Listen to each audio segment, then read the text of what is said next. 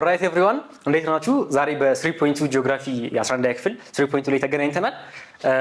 ይህንን ሰብ ቻፕተር ስንጨርስ 3.2ን ስንጨርስ ሪኒዌብል እና ሪኒዌብል ሪሶርሶች ላይ ያለውን ፕሬሸር እናያለን። 3.1 ላይ ያየነው ምንድነው?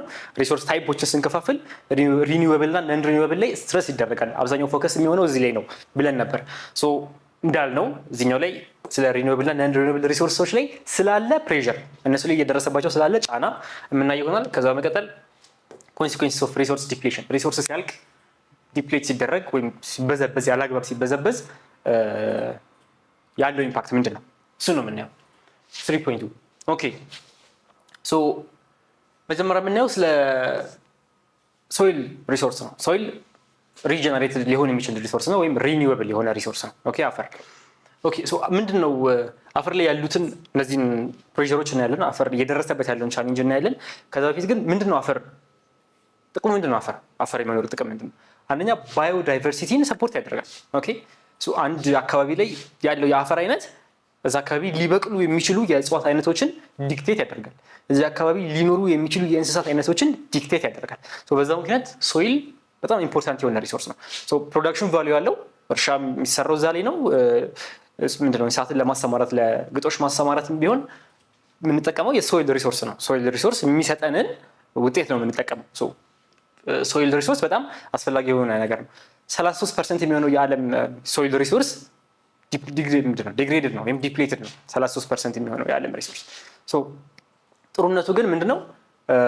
የዓለም 33% የሆነው የሶይል ሪሶርስ ዲፕሌትድ የሆነም ቢሆን በፊት ላይ ፐር ካፒታ ወይም በነፍስ ወከፍ አንድን ሰው ለመመገብ የሚያስፈልገን የመሬት መጠን አንድን ሰው ለመሬት የሚያስፈልገን የነበረ የመሬት መጠን ሌትስ ሴይ ይሄን ያህል መሬት ያስፈልገናል ብንል አሁን ላይ ግን ቢኮዝ ኦፍ አንደኛ ቴክኖሎጂካል አድቫንስመንት ኦኬ ባለን ቴክኖሎጂካል አድቫንስመንት ባለን የባዮሎጂካልም ደግሞ ማለትም የምንጠቀመው ዘር የምንጠቀማቸው ማዳበሪያ ወይ እንደዚህ አይነት ነገሮች ደግሞ የበለጠ አድቫንስድ እየሆኑ ስለመጡ በፊት የሚያስፈልገንን ያህል መሬት አሁን አያስፈልገንም አንድን ሰው ለመመገብ። ኦኬ ስለዚህ አሁን ባነሰ ፕሎት ኦፍ ላንድ በአማካይ አንድን ሰው ለመመገብ በቂ የሆነ ምግብ ዓለም ላይ ማምረት ተችሏል። እንደዚህ ሆኖ ግን ስቲል ብዙ ሀገራት ራሳቸውን በራሳቸው የመመገብ አቅም የላቸው። ይሄ ደግሞ በጣም ስልጣኔ ምናምን ብዙ ቴክኖሎጂ ልንጠራ እንችላለን። ብዙ ልንደርስበት እንደ ሰው ልጅ እንደ ማንካይንድ ሲቪላይዜሽን ሊደረስባቸው የሚችሉ ብዙ ጎሎች ሊኖሩ ይችላሉ። ግን የመጀመሪያው የኤስዲጂ ጎል ላይ ጎል 2 ምንድነው? ዜሮ ሃንገር ነው፣ ምንም ረሃብን ማጥፋት። ግን ዓለም ላይ እየተመረተ ያለው ምግብ በቂ አይደለም። ዓለም ላይ ያለው ሰው ለመመገብ አሁን ላይ የተወሰኑ ሀገሮች ላይ ኤክሰስ ነው፣ የተወሰኑ ሀገሮች ላይ ደግሞ አይበቃም። እሱ ግን እንደዚህም ሆኖ በፊት ያስፈልገን የነበረው ፐር ካፒታ ላንድ ለአንድ ሰው ያነሰም ቢሆን ስቲል ቻሌንጅ ነው። ምክንያቱም 33% የሚሆነው የሶይል ሪሶርስ ኢዝ ዲፕሌትድ ናው።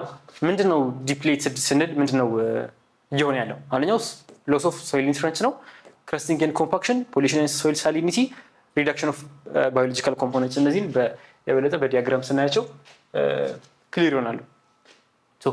ፊዚካል ስንል ወይም ፊዚካል ቻሌንጅ ፊዚካል ፕሬሸር ኦን ዘ ሶይል ሪሶርስ እያለን ስናወራ ስለምንድን ነው እያወራን ያለ ነው? መጽሐፋቸው ላይ ትንሽ አያብራራቸውም፣ ግን ሜንሽን ያደርጋቸዋል። ክረስቲንግ፣ ዴንሲፊኬሽን እና ኢሮዥንን ነው። እዚህ ጋር ክረስቲንግ ማለት ምን ማለት ነው? አይታቸው ተቀው አንዳንድ ድንጋይ የሚመስል ግን አፈር ነው። አፈሩን እንደዚህ ያለ ነው፣ ብትመቱት ይፈረከሳል። ድንጋይ አልነበረም፣ አፈር ነው፣ ውስጡ የሚወጣው አፈር ነው። እሱ ማለት ክረስቲንግ ማለት በሬንፎል ምክንያት የሚፈጠረው በሬንድሮፕ ምክንያት የሚፈጠረው አንዳንድ ቦታ ላይ የተሰበሰበ አፈሩ እንዴት ነው የራሱን ሌላ ስትራክቸር ይፈጥራል። ክረስቲንግ የምንለው እሱ ነው። ይሄኛው ምንድነው? ፊዚካል ዲግራዴሽን የሶይል ዲፕሬሽን ላይ ፊዚካል የምንለው ነው ክረስቲንግ። ዴንሲፊኬሽን ስንል ደግሞ አንዳንድ መሬት እንዴት ነው ልሙጥ ነው፣ ውሃ ብታፈሱበት ውሃ አይገባውም። ውሃ የማይገባው ምን ከላይ ዴንስ ስለሆነ ነው፣ በጣም ጥቅጥቅ ያለ ነው። ለምሳሌ ከባድ መኪና የሚሄድበት መሬት አፈር ላይ አስፋልት ላይ ሲሆን አፈር ላይ ከባድ መኪና ቢሄድ በተደጋጋሚ ቢሄድ የአካባቢ ምንድነው አፈሩ ድምድም ይላል አይደል? እሱ ውሃ ያስገባም። በጣም ዴንስ ሆነ ወይም ዴንሲፊኬሽን ሌቭሉ በጣም ከፍ አለ። እሱ ነው ዴንሲፊኬሽን ማለት። አጌን ፊዚካል ፕሮብሌም ነው፣ ባዮሎጂካል እና ኬሚካል የሆነ ኢምፓክት የለውም። ግን አፈሩ ከመሬት በታች ምንም ውሃ አያገኝም። እሱን ኢምፓክት ያመጣል ዴንሲፊኬሽን። ሌላኛው ኢሮዥን ስንል ደግሞ ያው አፈሩ ከላይ የሚታጠበው ነው። እነዚህ ዝርዝሮች የተወሰኑት መጽሐፋቸው ላይ ዲቴል አይገባባቸውም። የሚያወራው ስለ ክረስቲንግ እና ዴንሲፊኬሽን ነው በአብዛኛው። እነሱንም ያብራራቸው። ሌላኛው ፕሬሸር ሶይል ዲፕሌሽን የሚያመጣው ሌላኛው ፎርም ሳሊናይዜሽን፣ አሲዲፊኬሽን እና ሌላኛው ደግሞ አልካሊኒቲ። እዚህ ጋር አልካሊኒቲን ጨምር፣ አልካሊኒቲ ወይም አልካሊናይዜሽን። ሳሊናይዜሽን ስንል ስለ ጨው ነው። የአፈሩ በጣም ሶሉብል የሆኑ የጨው መጠኖችን ይይዛል። ሶሉብል የሆኑ የጨው ፎርሞችን ይይዛል። እንደዛ ሆነ ማለት ለአንዳንድ እጽዋት በተለይ ለአንዳንድ እጽዋት ለማደግ ምቹ አይደለም። የአፈሩ የጨዋማነት ይዘት ሲጨምር ሳሊናይዜሽን እንለዋለን። አሲዲፊኬሽን ስንል ደግሞ አሲድ ውስጥ አፈር ውስጥ ያለው የፒኤች መጠን በጣም ዝቅ ሲል ነው። አፈሩ ፒኤች መጠን በጣም ዝቅ ሲል አሲዲፋይ ይሆናል ወይም ወደ አሲድነት የመቀየር ባህሪ ይኖራል። እሱም አጌን ኬሚካል ፎርም ኦፍ ዲፕሌሽን ነው። ለአንዳንድ እጽዋት ጥሩ አይደለም። ሁሌም የተመጣጠነ መሆን አለበት። ሌላኛው አልካሊኒቲ ነው። አልካሊኒቲ ደግሞ ምንድነው? የፒኤች መጠኑ ከፍ ሲል ነው በተቃራኒ ወደ ቤዝነት ሲቀየር አልካላይን ሲሆን ማለት ነው። አጌን ይሄም በቂ ለአንዳንድ እጽዋቶች ጥሩ የሆነ ኢንቫይሮንመንት አይደለም ለማደግ። ኬሚካል እንለዋለን። ኬሚካል ፎርምስ ኦፍ ዲፕሌሽን። መጽሐፎቹ ላይ ቀጣይ ደግሞ የሚለው ምንድነው? ባዮሎጂካል ነው። ባዮሎጂካል ላይ ትልቁ ነገር ምንድነው? የባዮስትራታ መቀነስ ነው። አፈር ውስጥ ይኖሩ የነበሩ በአይናችን የምናያቸውም በአይናችን የማናያቸው አፈር ውስጥ ጀስት አፈር ፈልፍሎ የሚኖረው ወይም አፈር ሰርስሮ የሚኖረው እንስሳ ብቻ አይደለም ያለው። አፈር ውስጥ ብዙ አይነት ባክቴሪያ አለ። እነሱ ነው መጣት አንፈልግም። ምክንያቱም የአፈሩ ዲኮምፖዚሽን አፈሩ ናይትሮጅን አግኝቶ ከዛ ቀጣይ የሚበቅለው እጽዋት በምን መልኩ ሪሶርስ ያገኛል የሚለውን ዲክቴት የሚያደርጉ ብዙ ባክቴሪያዎች አሉ። እነሱ ባክቴሪያዎች እናጣለን። እነሱን ስናጣ ባዮሎጂካል ኢምፓክት ነው ወይም ባዮሎጂካል ፎርምስ ኦፍ ዲፕሌሽን በሚለው ስር ይገባል። አንዳቸውን ከአንዳቸው ጋር ያሳሰርን ስናይ ኬሚካልና ባዮሎጂካል በሚለው ስር ባዮኬሚካል፣ ፊዚካልና ኢኮሎጂካል በሚለው ኢኮፊዚካል እያለን ብዙ ፋክተሮችን መደርደር እንችላለን። ግን ዋናውና ትልቁ ችግር ፊዚካል፣ ኬሚካልና ባዮሎጂካል ናቸው። እነዚህ ናቸው ፎርምስ ኦፍ ሶይል ዲፕሬሽን፣ ሶይል ዲፕሌሽን። እንደዚህ ሲሆን የሚጠፋው ምንድነው? ሶይል ኒውትሪየንት ይጠፋል። ዲስ ኢዝ ኬሚካል የሆነ ዲፕሌሽን ነው። ክረስቲንግ ኤንድ ኮምፓክሽን ፊዚካል ላይ ያየ ነው። ፖሊሽን ኤንድ ሶይል ሳሊኒቲ ኬሚካል ላይ ያየ ነው። ሪዳክሽን ኦፍ ባዮሎጂካል ኮምፖነንትስ ይሄ ደግሞ ፊዚካል ባዮሎጂካል የሆነ የፎርም ኦፍ ሶይል ዲፕሌሽን ነው። ኦኬ ይሄ አፈር ላይ እየደረሰ ያለ ፕሬሸር ነው። ግን ደግሞ አፈር ላይ ብቻ አይደለም፣ ውሃም ላይ ብዙ ፕሬሸር አለ። ውሃ ደግሞ ሰፖርት የሚያደርገው አንደኛ ሰፊ የሆነ መሬትና አብዛኛውን ክፍል የሚሸፍነው ውሃ ነው። ስለዚህ ውሃ ላይ የሚደርስ ፕሬሸር ማለት አብዛኛውን የዓለም ክፍል ምንድነው ፑሽ እያደረገ ያለ ወይም አብዛኛውን የዓለም ክፍል ቻሌንጅ እያደረገ ያለ ችግር ማለት ነው። ውሃ ላይ አንድ ፕሬሸር ተከሰተ ማለት አብዛኛውን የዓለም ክፍል የሚያጠቃ ችግር ነው። ችግሮቹ ምንድን ናቸው? ፕላስቲክ ባክስ ለምሳሌ ብዙ አንዳንድ ፕሮጀክቶች አሉ። እንደውም ከውቅያኖሶች ላይ ሃይላንዶች፣ ላስቲኮች፣ ፌስታል ምናምን ሰብስበው አንድ ላይ አድርገው የሚያወጡ እንደዚህ ለመውጣት የሚሰሩ ፕሮጀክቶች ብዙ አሉ። ፕላስቲክ ባጎች በጣም የወተር ሪሶርስ ላይ ብዙ ፋክተር ናቸው። ኦኬ ኦይል ስፒልስ ለምሳሌ ይሄ ደግሞ ከመሬት በታች ነዳጅ ማስተላለፊያ ቱቦዎች ብዙ ይሰራሉ። ከውቅያኖስ በታች የሚሰሩ ቱቦዎች ላይ ማለትም ከአንዱ ሀገር ከአንድ ኮንቲኔንት አንድ ሌላ ኮንቲኔንት የሚሸጋገሩ የነዳጅ ቱቦዎች አንዳንዴ ስፒል ይኖራል ወይም እነሱ ይሰርቃሉ ስል ያንጠባጥባሉ። ኦይል ስፒል እሱም ደግሞ አጌን ውሃውን ብቻ አይደለም ኢምፓክት የሚያደርገው ውሃ ውስጥ የሚኖሩ እጽዋትን፣ ውሃ ውስጥ የሚኖሩ እንስሳትን እነሱንም ጭምር ኢምፓክት ያደርጋል። ኤግዞቲክ ወተር ፕላንትስ ውሃ ውስጥ ያሉ ኤግዞቲክ የሆኑ ወተር ፕላንትስ አሉ። እነሱም ኢምፓክት ያደርጉታል ውሃውን። ኢንዱስትሪያል ዌስት ይሄ ደግሞ በተለይ ኢትዮጵያ ውስጥ በጣም ከፍተኛ ችግር የሆነ በተለይ አንደር ዴቨሎፕድ የሆኑ ሀገራት ላይ ኢንዱስትሪያል ዌስት ወደ ውሃ ይለቀቃል። አንድ ፋብሪካ የሰራውን ስራ ምናምን እንትን ብሎ ውሃውን ወደ አቅራቢያ ወዳለ ባህር ወይ አቅራቢያ ወዳለ ወንዝ እነዚህ ይለቀዋል። እነዚህ ደግሞ ኢንዱስትሪያል ዌስቶች ሌላኛው የወተር ሪሶርሶች ላይ ፕሬሸር የሆኑ ነገሮች ናቸው። ኦኬ ወተር ሪሶርስ አንዳንድ ሀገራት ኢምፖርት ያደርጋሉ ውሃ። ኦኬ ውሃ ኢምፖርት ሲደረግ አንደኛ ውሃውን ራሱን ኢምፖርት ማድረግ አለ ማለትም ኢምፖርት ሲደረግ ለሁለት ከፍለው ስለሚያዩት አንደኛ አክቹዋል ውሃውን ኢምፖርት ማድረግ ነው ማለት በሃይላንድ የታሸገ ውሃ ወይም በሌላ ፎርም ፓክ የተደረገን ውሃ ኢምፖርት የሚያደርጉ ሀገራት። ከዛ ደግሞ ቨርቹዋል የሚባል አለ ወይም ቨርቹዋል ወተር ኢምፖርት ማለት ምንድነው? አንድ ሀገር ምግብ ኢምፖርት ስታደርጉ ምግቡ ብቻ አይደለም ምግቡ የበቀለበትም ውሃ ኢምፖርት እንዳደረጋቸው ነው የሚታሰበው። እሱም ቨርቹዋል ይባላል። ግን ሀገራት የታሸገ ውሃ በተለይ ለምሳሌ ሳውዲ አረቢያ፣ አሜሪካ፣ ቻይና እንደዚህ ሀገራት የታሸገ ውሃ ወደ ሀገራቸው ኢምፖርት ያደርጋል። ኢትዮጵያ ውስጥ አሁን ይህን ማሰብ አንችልም። በጣም በቀላሉ ሊገኝ የሚችል የውሃ አቅራቢ የታሸገ ውሃ የሚያቀርቡ ቦትልድ ወተር የሚያቀርቡ ብዙ ድርጅቶች አሉ። እንደዚያ የሆነው ቴክኖሎጂካል እንትኑ ስላለን አይደለም። ቴክኖሎጂ ከውጭ የመጣ ነው ውሃ የማጣራትና ፓክ የማድረጉ። ግን የውሃ ሪሶርሱ በጣም አክሰሰብል ስለሆነ በቀላሉ የሚገኝ ነገር ስለሆነ ሲምፕሊ ማንኛውም የተወሰነ ገንዘብ ያለው ሰው ሊሰራው የሚችል ስራ ስለሆነ ነው። ሌሎች ሀገራት ግን ኢምፖርት ያደርጋሉ ውሃ ስለሌላቸው ወይም ሰርፌስ ውሃ ስለሌላቸው። ኦኬ አንደርግራውንድ ውሃ የሌለው ምንም ውሃ የሌለው የሚባል ሀገር የለም። ወንዝ የሌለው ሀገር ወይ ሀይቅ የሌለው ሀገር እንል ይሆናል እንጂ ምንም ውሃ የሌለው ሀገር የለም። ፍሬሽ ዋተር ላይ ግን ችግር ሊኖርባቸው ይችላል። ለዛ ሀገራት ኢምፖርት ያደርጋሉ።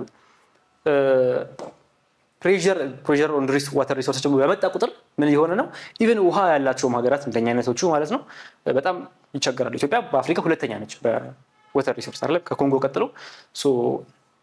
እነዚህ አይነት ኢምፓክቶች ፕላስቲክ ባግ ብዙ እኛ አብዛኛው ከውቅያኖስ ጋር ስለሆነ የሚወራው ኦይል ስፒልም እኛ ሀገር ላይ ነዳጅ ነገሮች ስለሌሉን ሌሎች ነገሮች ግን ኢትዮጵያ ውስጥ ያለውን ዋተር ሪሶርስ በጣም ያሰጉታል። ኦኬ አሁን አየን ሶይል ላይ ሪኒዌብል ሪሶርስ ዋተር ላይ አገኝ አናዘር ሪኒዌብል ሪሶርስ ላይ እየደረሰ ያሉት ቻሌንጆች እነዚህ ናቸው ቅድም ያየናቸው። አሁን ደግሞ እንዴት ነው አድሬስ የምናደርገው? እሺ ምን እናድርግ? ኦኬ አፈሩ እንደዚህ ችግር ያለበት ኮምፓክትድ ሆነ ክረስትድ ሆነ ባዮስትራታውን አጣን። ዋተር ላይም እንደዚሁ ያየናቸው ችግሮች ምንድነው ፕላስቲክ ኦይል ስፒሎች እንደዚህ ምን እናድርግ? ስለዚህ አንደኛው ፕሮፐር ዩቲላይዜሽን ኦፍ ዋተር ፕሮፐር ዩቲላይዜሽን ኦፍ ሶይል ምን ማለት ነው? አፈሩን በአግባቡ መጠቀም መቻል። ለምሳሌ አካባቢ ላይ ኃይለኛ የሆነ ውሃ ካለ እና ኢሮዥን በጣም የሚያጠቃው ኃይለኛ የሆነ ዝናብ ካለና ኢሮዥን የሚያጠቃው ከሆነ ብዙ ቴራሲንግ መጠቀም እንችላለን፣ ወይም የእርከን ስራ ማለት ነው። እነሱ ተጠቅመን አካባቢ ላይ ያለውን አፈር መንከባከብ እንችላለን። ኮንትሮል ስትራክቸርስ ቴራሲንግ፣ መልቺንግ እንደዚህ የሚባሉ ሌሎች ስትራክቸሮች አሉ። በኋላ በዲቴል የምናያቸው ይሆናል። እነሱን ነገሮች መጠቀም እንችላለን። ማኑር ኤንድ ናቹራል ፈርቲላይዘርስ፣ እነዚህ ደግሞ የፍግ በመጠቀም ተፈጥሯዊ የሆኑ ፈርቲላይዘሮች በመጠቀም አርቲፊሻል ቢሆን እነሱ በመጠቀም አንድን አካባቢ ሶይል ቻሌንጅ አድሬስ ማድረግ እንችላለን። ኦኬ አፈሩ የተመናመነ በፊት በሄክታር ኤክስ ያህል ኩንታል ያበቅልልን የነበረ መሬት አሁን ላይ ያነሰ ሲያበቅልልን ምን እናድርግ ነው ሀሳቡ። እዚህ ጋር ምን እያሉ ነው? እርከን ተጠቀሙ ወይ ተፈጥሯዊ የሆነ ማዳበሪያ ወይም ሰው ሰራሽ የሆነ ማዳበሪያ ቢሆን ተጠቀሙ። እነዚህ ነገሮች አንድን ለማድረግ ያስችሉናል። ሌላኛው ሁሌም ከምንም ነገር ጋር የሚነሳ ምንድነው? አዌርነስ ክሬሽን። ዛፍ መትከል አንዱ ነው። ለምሳሌ ኮንትሮል ስትራክቸር ሊኖረው እንችላለን።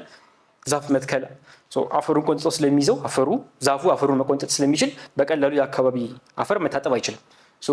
እሱ ማድረግ አዌርነስ ክሬሽን፣ ሰውም አፈሩ ሪሶርስ እንደሆነ ጀስት በቀሎ ዛፍ ብቻ ሳይሆን አፈሩም ሪሶርስ እንደሆነ እንዲያውቅ እሱ እንዲገነዘብ አዌርነስ ክሬሽን ስራዎች መስራት።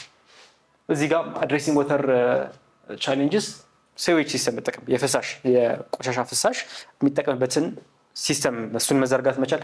ኢቨን ይሄ ቀላል ስራ አይደለም፣ በጣም ከባድ ስራ ነው። ከተማ ውስጥም ቢሆን ወንዞቻቸው ወይ ምንድነው ፍሳሾቻቸውን ቆሻሻ ፍሳሻቸውን ከወንዝ ጋር ማገናኘት ወይ ወደ አልሆነ መንገድ መምራት ብዙ የምታዩት ነገር ነው። እሱን አድሬስ ማድረግ ያስፈልጋል። ሴዌጅ ሲስተም፣ የውሃ ፍሳሽ ሲስተም እሱን መስራት። ሪስትሪክቲቭ ሎስ፣ ለምሳሌ ፋብሪካዎች በቃ የፈለጉትን ያህል ወይም ያወጡትን ዌስት ስራቸውን ሰርተው ያወጡትን ዌስት ወደ ማህበረሰቡ ሌላ መንገድ የለም። ግዴታ ማድረግ የሚችሉት ምንድነው? ወደ ሴዌጅ ሲስተሙ መምራት ነው። ግን ወደ ሴዌጅ ሲስተሙ ሲመሩት እንደሰሩበት ወይም ቆሻሻው እንደወጣ ነው የሚመሩት ወይስ እሱን ማጣራት ይገባቸዋል? ለምሳሌ ኢትዮጵያ ውስጥ አስገዳጅ ሕግ አለ፣ ብዙ ሀገራት ላይ አለ። የሚወጣው ኬሚካል ይሰራል፣ የራሱ የሆነ ኬሚካል ፎርሙላስ ኤንድ ዲፍረንት ቲንግስ አሉት። ተሰርቶ ከዚህ ቫልዩ ያነሰ ፖሊታንት በውስጡ የያዘ አፈሩን ቆሻሻ ነው ስለዚህ ንጹህ ይሁን ብለን እንትን አንልም። ቆሻሻ ውሃ ነው፣ ዌስት ዋተር ግን ሲወጣ አካባቢውን ሃርም እንዳያደርግ ትሪት ተደርጎ ነው የሚመጣው። ብዙ ፋብሪካዎች ላይ ገብቼ ያየኋቸው ብዙ ፋብሪካዎች አሉ። ውሃው ስራቸውን ሰርተው ውሃውን አጣርተው ሲወጣ ቀጥታ ከድርጅቱ አይወጣም። ኦኬ አንድ ቦታ ይቀመጥና የሚጨምሩ ኬሚካልስ ይኖራሉ። ፕሮሰስ የሚደረጉ ፊዚካል ስክሪኒንግ የሚደረጋል፣ ኬሚካል ስክሪኒንግ አለ። እሱ ላይ ተደርጎ ሃርምፉል የሆኑት ነገሮች እነሱን አስቀርተው ከዛ ነው ውሃውን የሚለቁት። ኦኬ ሲል ውሃው ቆሻሻ ውሃ ነው ግን አካባቢውን ሃርም አያደርግም። እንደሱ አይነት ህጎችን ብናወጣ አድሬስ ማድረግ እንችላለን። ሪሳይክሊንግ ዌስት ይሄኛው ትልቁ ነው። የውሃን ዌስት መልሶ ሪሳይክል ማድረግ ብዙ ሀገራት፣ እኛ ሀገር የውሃ ሪሳይክል ስንል ለእጽዋት ሪሳይክል አድርገን ለእጽዋት ምናምን ነው ልናውለው የምንችለው። ሌሎች ሀገራት ላይ ግን አክቹዋሊ መልሰው ለሰዎች ጥቅም እንዲውል አድርገው ሪሳይክል ሁሉ ያደርጉታል። ኦኬ ስለዚህ ሪሳይክል ማድረግም አንዱ ያጣነው ያለውን ዋተር ሪሶርስ አንዱን ውሃ ሁለት የመጠቀም ማለት ነው። ኦኬ ኢንዱስትሪያል ዌስቶችን ማግኘት፣ እነዚህን ሃንድል ማድረግ መቻል፣ አድሬሲንግ ሶይል ቻሌንጅስ እና አድሬሲንግ ዋተር ቻሌንጅስ በሚለው ስር ማየት እንችላለን። ያሉትን ያላቸውን እላያቸው ላይ እየደረሰ ያለውን ኢምፓክት አየን። ቻሌንጁን ፕሬሸሩን አየን። ከዛ ደግሞ ምን ማድረግ እንችላለን የሚለው ደግሞ አየን ነው። ሶይል እና ዋተር አየን። ቀጥሎ ያለው እሺ። ስለዚህ እስካሁን ባያችሁት ቪዲዮ እንደተማራችሁ ተስፋ አደርጋለሁ። ጥያቄዎች ካላችሁ ኮሜንት ሴክሽን ላይ ማስቀመጥ ትችላላችሁ። ከዛ ባሻገር በቀጣይ ቪዲዮ እስክንገናኝ ድረስ ቴክ ኬር።